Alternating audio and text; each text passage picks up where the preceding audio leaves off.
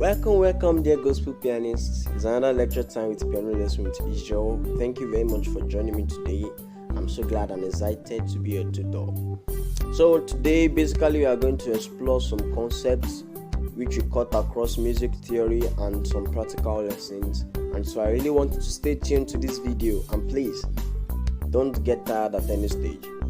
The note to this video has been sent earlier, but in case you couldn't read the note or you read it and you did not understand it at some point, this video will explain everything and even more.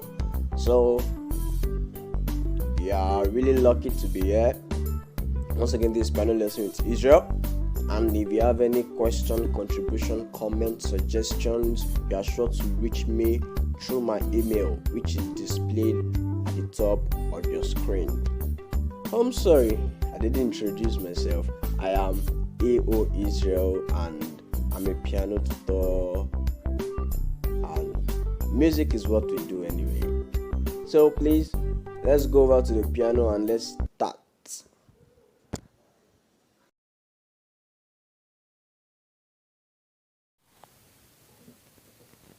Now, what is a stave?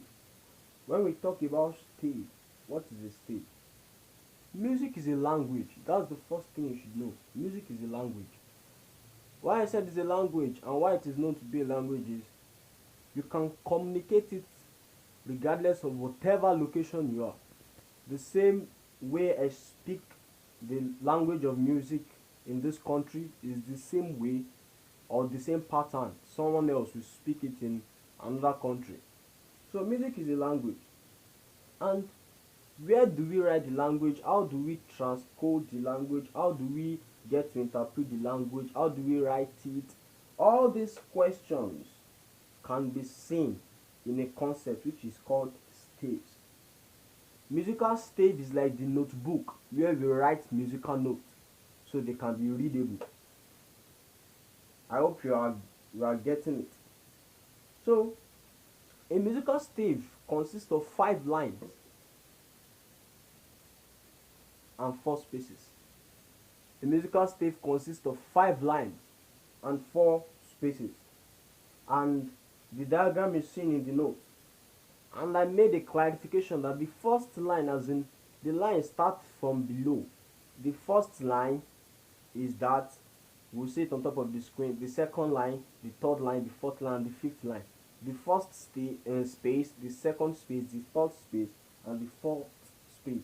So we should know that we start our counting from below, just the way we solve binary codes, from down upward.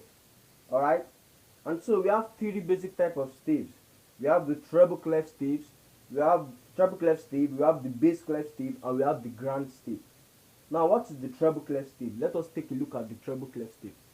The treble clef stave is where notes of high pitches are represented from the middle C, upward.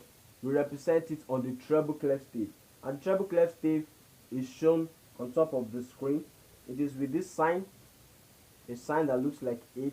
You should learn how to draw that sign, a sign that looks like 8. That is the treble clef stave. And what are the letter names on the treble clef stave?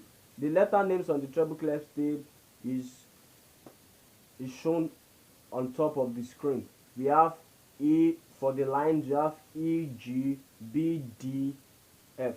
That's for the line. For the space, we have F, A, C, A. Those are the letter names for the treble clef stave.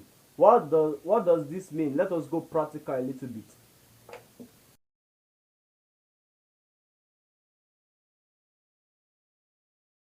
So if I see any symbol on the third line of the treble clef, what does it mean? If I see a symbol on the third line of the treble clef, it means I'm seeing a note B. A note B. That is what it means. So the stave makes us to know. It's like the exercise book for writing a note. For example, if I see a note on the second space of the bass clef, it means I'm going to play a note C.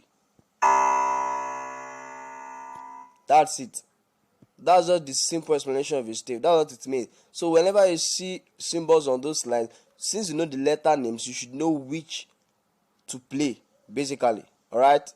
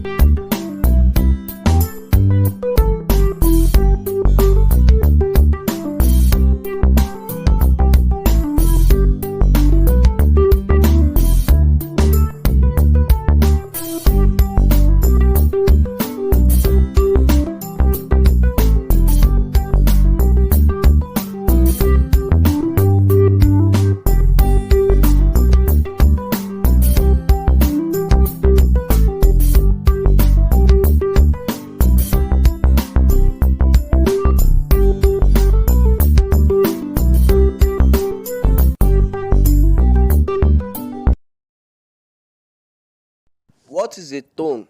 What is a semitone? I'm going to start with semitone.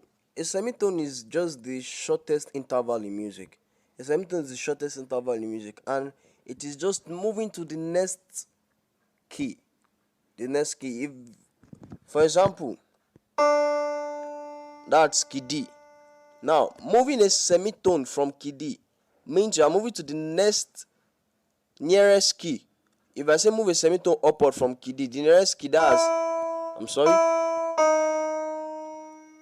that's E flat. So moving a semitone from D is E flat.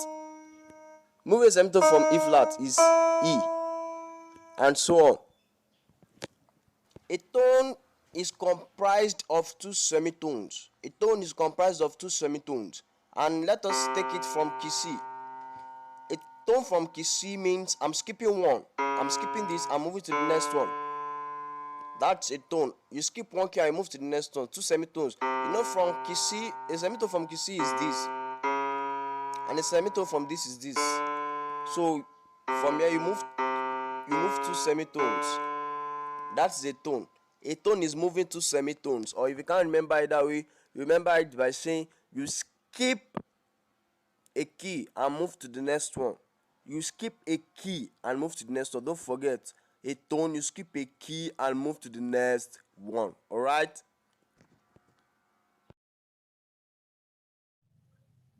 So now let's move to scales. A scale is the permutation of notes and arrangement of notes in an ordered manner. What this means is we have some notes, one, then a specific number of notes which are usually lesser or equal to 12, and then we arrange them in a manner, and then it is a scale. There are thousands of scales in music, but the shortest scale in music so far is the pentatonic scale, while the largest scale is the chromatic scale. But for this level, we are going to be looking into the major scale first. The major scale. And what is the major scale? The major scale comprises of 7 notes. 7 notes. Nothing more than that. The major scale comprises of 7 notes. And it is with a formula. And the formula was stated in the note sent earlier. The formula is tone, tone, semitone, tone, tone, tone, semitone. Meaning we have 2 tones first, then a semitone, and 3 tones, then 1 semitone. So, having known what a tone is, having known what a semitone is, now let's apply the formula for a major scale. Now, if you are asked to play the C major scale, what is the formula? Don't forget. Tone, tone, semitone, tone, tone, tone, semitone. So now the formula is written on top of the screen, and so let's begin to pick them one by one. This is our root, the C. We want to play the C major scale. A tone from this is what? Yeah, we've used one tone.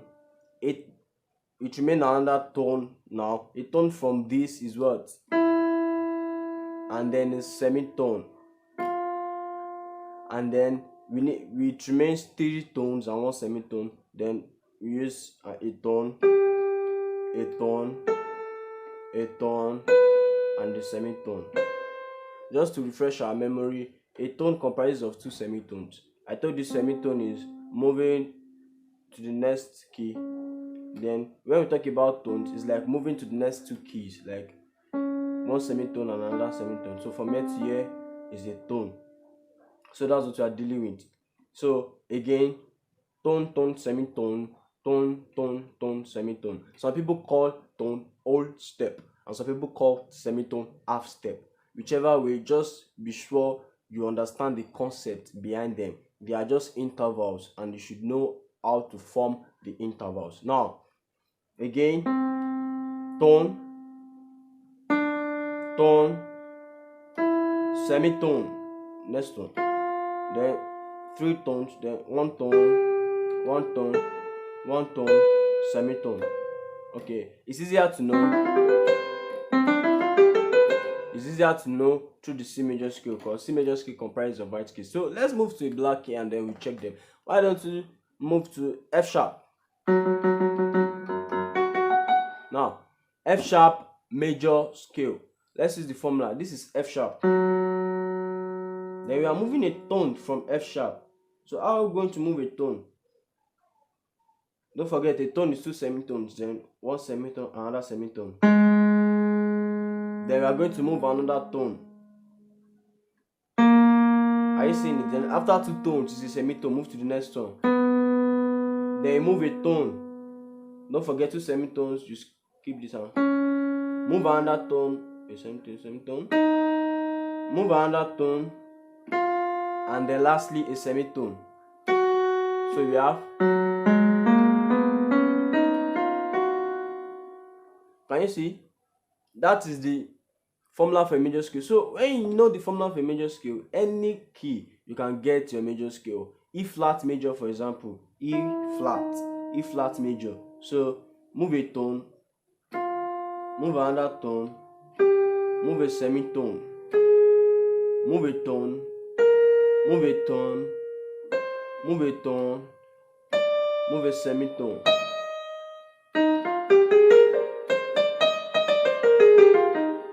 So that's it. Now the solfege for the solfege for them is known as do, re, mi, fa, sol, la, ti, and do. Yes, so do, re, mi, fa, sol, la, ti, do, ti, la, sol, fa, mi, re, do, re, mi, fa, sol, la, ti, do, ti, la, sol, fa, mi, re, do. And so the major scale is just one basic scale that every keyboardist know. That's it. So the major scale is the basic scale we need to know. So why don't you, let's try another key. Let's try the key of B flat. B flat. So move a tone. This is the root. And now I would like to spell out something. Here. When you want to get a major scale, you don't start counting from the root. Don't say this is tone. It is wrong. Don't say this is tone. No. This is the root. And then we start counting. Then move a tone from here. Don't forget we have 2 tones first, 1 semitone, 3 tones and 1 semitone. So now 2 tones first, move a tone from here, then move another tone, then the semitone, the next tone. Move a tone now. We are going to 3 tones now. Move a tone now. Move another tone. Move another tone. Move a semitone. So we have.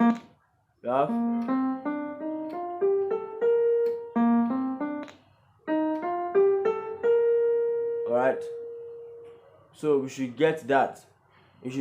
So having known how to form a major scale, so you are sure of playing the major scales of any key. Just don't forget formula: tone, tone, semitone, tone, tone, tone, semitone. That is just the basic formula. When you follow that basic rule, then any key you are sure to get the major scale. So that's just the formula about the major scale that I really want you to know. So why don't you, let's move to the next section of this lecture.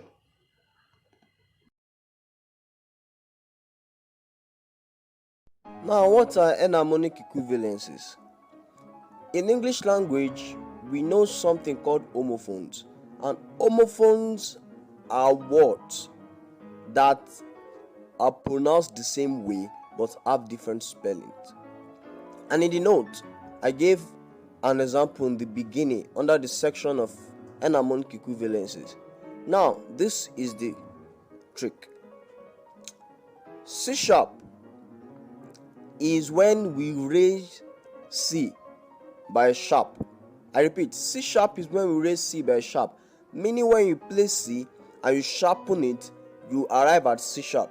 On the other hand, D flat is when we lower D. You get the same key when you work them out. When you raise C and when you lower D, you get the same key normally. But and by the way, they are different. They are enharmonic notes, meaning they sound the same way but are spelled differently. Enharmonic notes are notes that have same sounds but different letter names. All right, they have same sounds but different letter names. And back then, when I made a research about enharmonic note, I got to discover that these notes, when we talk about them in frequencies, that's a scientific approach. When we talk about them in frequencies, now the frequency of C sharp and the frequency of D flat are actually different. They are different, but they are close to each other. Now bring it down to the modern era of piano. We can't make two notes to be between C and D. We can't actually build them there. So C sharp and D flat, they are approximately the same. So in such a case like that, we can then equate the two into a key, but they are different. In modern music, they sound the same, but they are different. So C sharp is just sharpening C, but D flat is lowering D. So when we want to spell our major scale with this, we know that C sharp major scale is different from D flat major scale, because when we want to spell C sharp major scale, it means C sharp, we are spelling it with other notes being sharpened. So we have C sharp, we have D sharp, we have E sharp, we have F sharp, G sharp, A sharp, B sharp, and then C sharp, because we are spelling C sharp major scale. So it's basically we are raising each note in the C sharp major scale is sharp. I'm trying to bring it down to a layman's way so you can understand it. But when we are talking about flat, each note in the D flat major scale is flattened. I don't know, you should understand it that way. Each note in the D flat major scale is flattened. So that is basically what we mean by enharmonic equivalence. Enharmonic equivalence also makes you know that A sharp and B flat, they are different. So those black keys on your keyboard, in the introductory lesson, I told you and I made you understand that we can name the notes two ways, for basic way for you to understand. But now in this lesson, as we are progressing, I want to let you know that they are different. They only produce same sounds, but they are different. All right.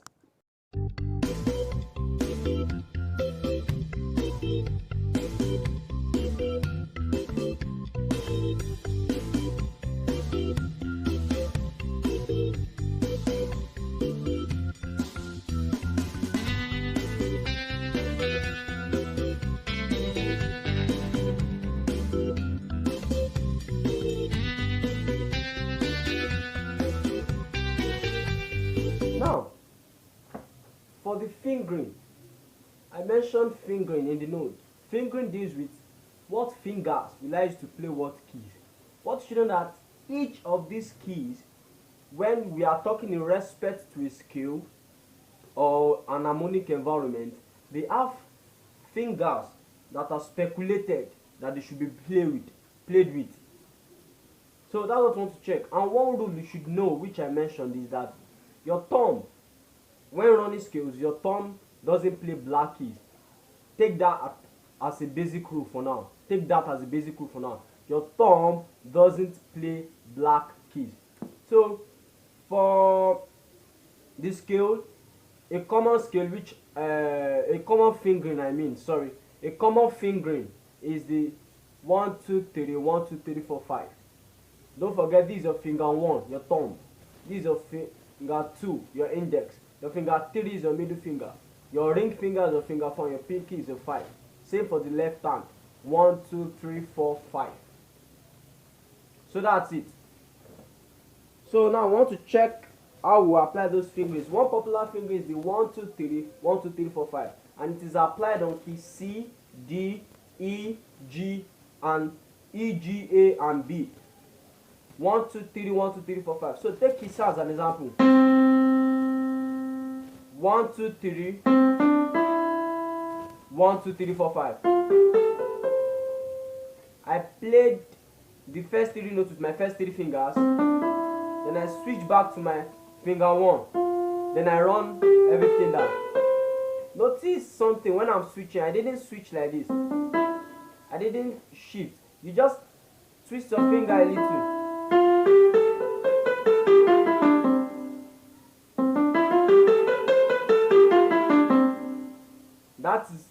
one basic finger. Use it for your key C, use it for your key D, use it for your key E, use it for your key G, use it for your key A, and use it for your key B. So let me run the scale of C major, D major, E major, G major, A major, and B major using the popular finger 1, 2, 3, 1, 2, 3, 4, 5. So you pick a relatively slow tempo, and from there I'll use same fingering for key of C, key of D, key of E, key of G, key of A, and key of B. So I just want you to watch my fingers because it's the same finger 1, 2, 3, 1, 2, 3, 4, 5. So I'll use a relatively slow tempo for you. Let's go.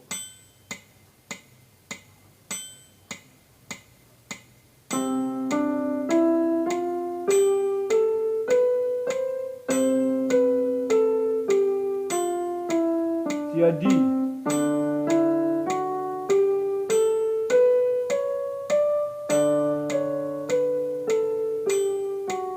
your E,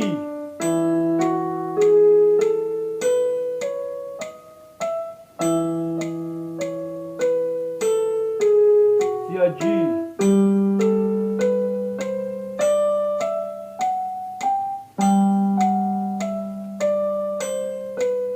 to your A,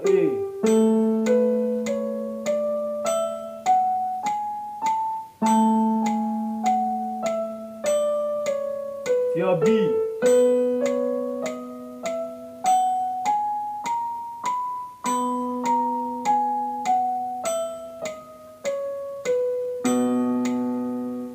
So that's just it.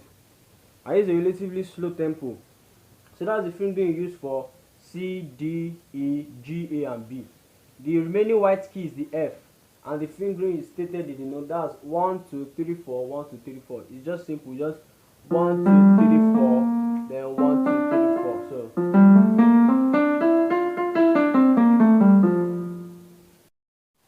So in the note, there are some numbers which are in brackets. What those numbers indicate is that when running your scale more than an octave, the last finger you are going to use is the numbers which are in the bracket. For example, the key of C. If I'm running my C major scale on an octave, I'm going to stop at finger 5. But if I want to run for more than an octave, I'm not stopping at finger 5 but finger 1.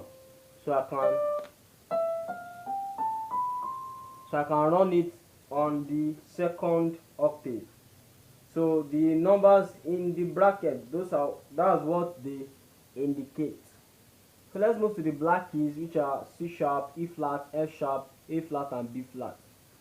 For the right hand, for the key of C sharp, we know these black keys, their fingering can't start from finger 1 because according to the thumb rule, our thumb can play the black keys. So what are we going to start with? For C sharp, we are going to start with finger 2. 2, 3, 1, 2, 3, 4, 1, and 2. 2, 3, 1, 2, 3, 4, 1, and 2. 2, 3, 1, 2, 3, 4, 1, and 2. Now for the key of E flat, the fingering is, okay, E flat is 2, it is stated in note 2, 1, 2, 3, 4, 1, 2. Then the last one is 3. So you can either start from finger 3 or from finger 2. That's for the E flat. For the key of F sharp, you start from your 2. 2, 3, 4, 1, 2, 3, 1, then 2. So you make it a daily practice of doing all these keys with their correct fingering. For key of A flat, 2, 3, 1, 2, 3, 1, 2, 3. Then for key of B flat, it is 2, 3, 2, 1, then 2, 3, then 1, 2, 3, 4. But if you want to go more than an octave, it's still the same fingering though. So just practice doing the 12 major keys, doing their scales daily. It really help you and it will really develop you. So the left hand has this finger 5 4 3 2 1 3 2 1, and I'm going to demonstrate it. 5 4 3 2 1 3 2 1. So it's used for the key of C, D, E, F, G, and A. So simple. On the key of C, I'm going to demonstrate it.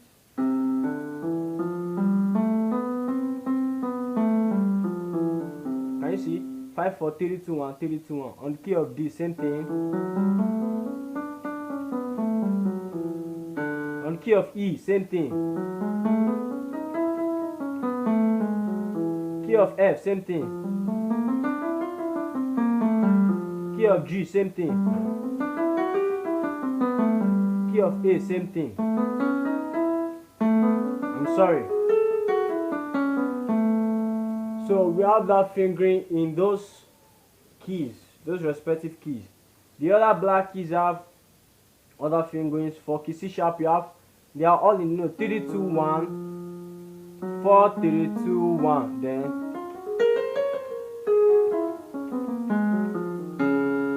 and for E flat, we have 3 2 1 4 3 2 1, same fingering.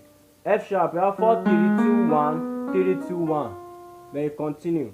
For A flat, we have 3 2 1 3 2 1 4 3 2 1. Then you continue.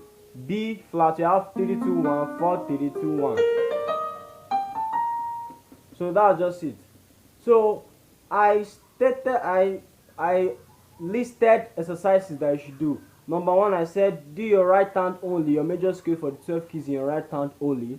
Number 2, do the one for your left hand only. Number 3, do both of them together for all the keys. And number 4, do them in parallel motion.